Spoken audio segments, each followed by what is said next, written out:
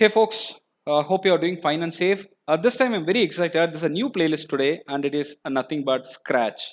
Let's learn Scratch from the Scratch. I'm very excited to learn this because it is very interesting and intuitive. And what is Scratch all about? Scratch is a very famous as well as a block-based visual programming language. It is primarily targeted at the children, but nowadays engineering colleges have started adopting Scratch for teaching the computational thinking and most importantly the design thinking courses. So what is it? It is a block-like interface stuff which you can use to create projects, and the service was developed by the MIT Media Lab. And the most important point that you need to know is it is translated already to over 70 plus languages, which means the number of users have been tremendously increasing, and it's a very interesting as well as a intuitive tool.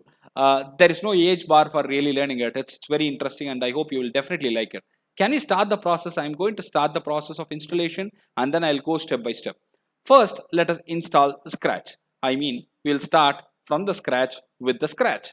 We need to go to the MIT's page where https scratch.mit.edu/download is the page. And the moment you get in there, you will get a landing page like this and you got to choose your OS. The operating system can be Windows, Mac, Chrome or Android. And I'm having a Windows machine right now, so I clicked Windows. Or you can go to Microsoft Windows Store, the Microsoft Store, and you can directly download it as well. So once the download is done, just double click that and the installation is very simple. It will go on and the installation will be done in few minutes. There is one very important thing that you need to know. Join Scratch. It's a community where you've got a lot of projects available. You can showcase your project as well once you build it, and once you join it, you will get a message like this: welcome to the Scratch. You can also share your feedback and the comments. They normally send you the link when you register, and that link can be used to share the comments and the suggestions or whatever you want to convey them. So we will get started right now. This is how the welcome page once you sign in will look like. You can see that there are many featured projects. One project can be yours very soon. You can build a project, and if they like it, it will be featuring in the featured projects. So there are so many projects available like this, and you can keep scrolling one by one and you can see how they have built it. You can also learn how to make simple projects in the Scratch. Try out the starter projects, connect with other Scratchers. You are called a Scratcher the moment you register here, and it's a huge community, right? And Scratch news is also very nice, and they keep updating it. Trendy news are there. Trendy news are being presented there, and it can be very easy for you to go ahead. It's a very simple interface. Right. So having installed Scratch right now, it's time for us to understand the minimum functionalities at least at this level. We'll first understand what are all the boxes available in the Scratch desktop. It can be called an IDE kind of stuff. This is the development tool for you. So this is how it is looking like. We made a very nice representation out here, and I thank my friend for helping me out in this particular content completely. Now you can see that I've got a user interface clearly available here, and this box is called as the stage. You can see that this is called as the stage, and the character that I have here, the cat, is called as a sprite. There are a number of other characters that you can pull in, and there is a lot of options, so you can select your own character as well. This is the sprite here, and this should be called a sprite. So next one is very simple. The left hand side, all these boxes are together called as the controls, and this is available for you to set what the sprite has to do. The sprite can be moved left, moved top, moved right, moved top. They can make noise. They can do some activity based on your instructions. So all those will be done. The complete control of the sprite can be done through this. And very important is that. And you can now go to the next one. This is called as a script area. Where do you write your script? Where do you design your blocks? Everything is a block here, and I will start building blocks here.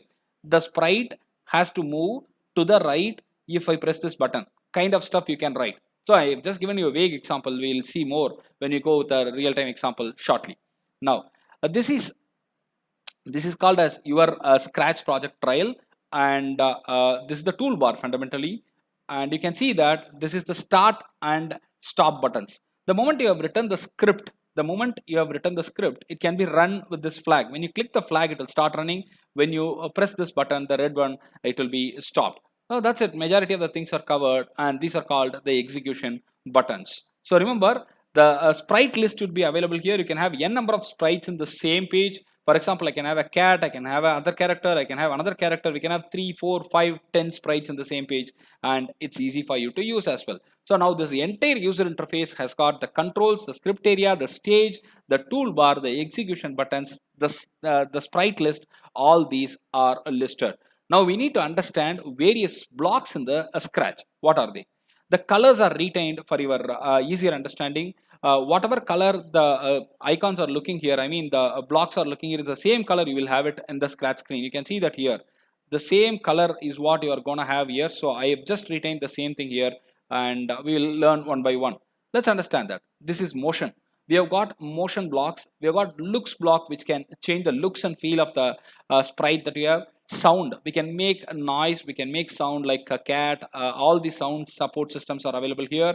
And events, on the event happening, if this event is happening, what will happen next can be determined here. And controls are there. Variables, this is like programming. I can have a equal to 5 in the fundamental C programming, something like that. We have variables. And sensing, we are going to talk more about it a little later.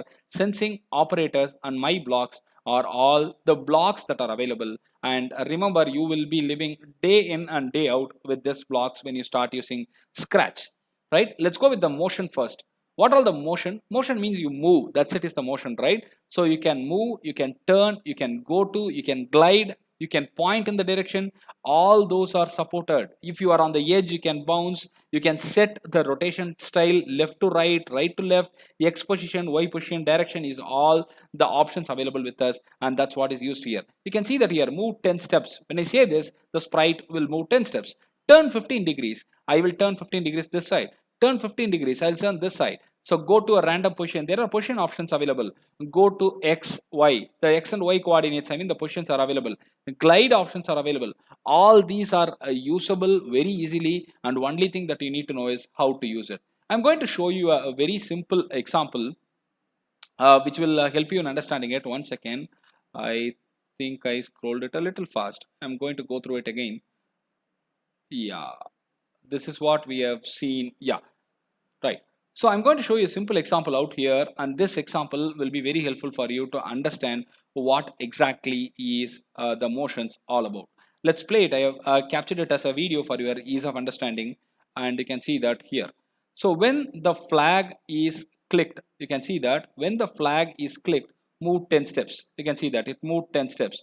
Now I will have to turn 185 degrees. It's up to me. I can keep any degree turned 185 degrees right now and go to a random position. And it glided to wherever I keep the mouse pointer, it has to go there, and you must have noticed it. I'll play it again, and it has to bounce if it is on the edge. All these are simply dragged and dropped. When the flag is clicked, move 10 steps, it turned 185 degree, it went to a random position, it came to the mouse pointer position, then if it is on the edge, it bounced. You need to watch it quickly. I'm going to play it again. You can see that I am playing it now. It will quickly move there, and it turned 185 degree. I got it that side, and the mouse pointer side, it came in again. So it bounced also a little bit. You could have noticed that. Try it out in your machine. If you have any queries, let me know. I'll be able to help you. And the next stage, it is looks. What is looks all about? You can say hello for 2 seconds. You can say hi. You can switch different costumes. You can switch the backdrop.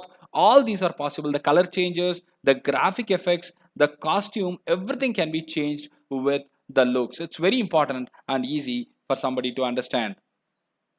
Now, the moment you call it as looks, it includes the costume, it includes the backdrop, it includes size of the particular character that you have got, sprite you have got, and this is very interesting. I have listed out everything. You can say that, you can see that here, say hello for 2 seconds, think whom, we can make the character think over there. You can switch costume, you can switch the backdrop, you can change the size. All these are pretty easy, and all these come under one box called as looks. I'm going to show you an example here right now, which is very easy for you to understand.